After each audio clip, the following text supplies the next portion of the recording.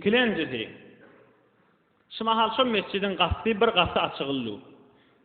Bir ulkan gafı olsa iki lebeti oluyor da hayatlan dervelesi gafı.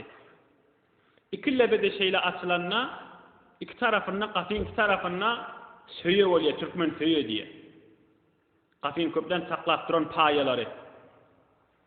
Gafın yapılıyor açılıyor iki tarafına.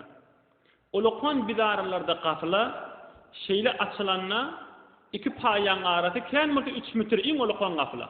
Bar eykan gafı 5 metre 6 metre diyelim. Ama behiştin gafı açılanna iki lebet şeyle açılanna ikisinin arasında şu bir gafın içinde. Şu söyeden şu söya var yansa bir adam yürüyüp gitse 40 yılda yeter diye şeyle gafı ulkan.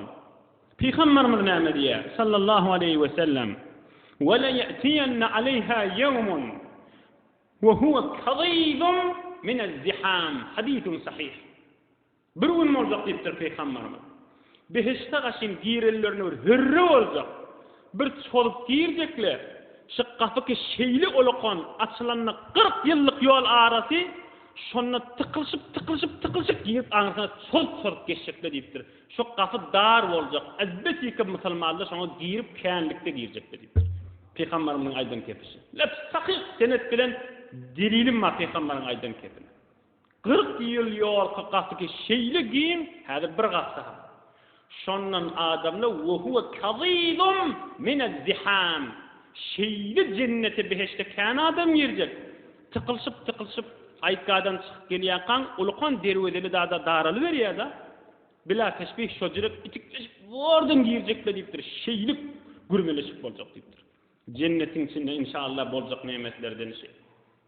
Ya yine de Peygamberimizin özünün mübarek aydan lade. Ey Müslüman doğalla. Hudu Kur'an-ı Kerim'de ne diye.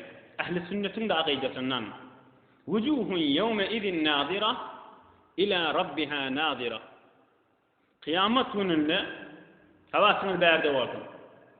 Bir tofar yüzle çehrele hoş olacak, keyif edip ne deyip Allah Teala'nın cemalını ödeye oturacaklar.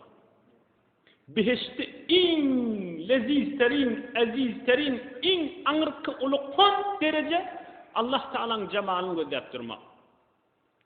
Peygamberimiz ne mi dile getirmişti? Allahümme inni es'eluke lezzeten nazari ila vechike.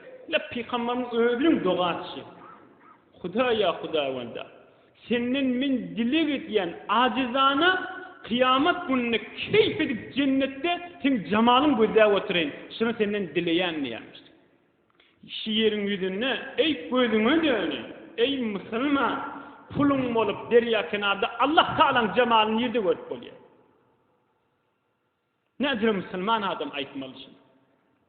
Hazreti Musa görüp bilmeyendir şu dünyada Allah Teala'nın cemalini, kudreti yetmeyendir. Allah Teala şu yerin yüzünde özünün adacık nurundan dağı kököttür. O da tefsirde geçendir. Dağ zıdasa sana özüm köködeyin deyiptir Huday Teala.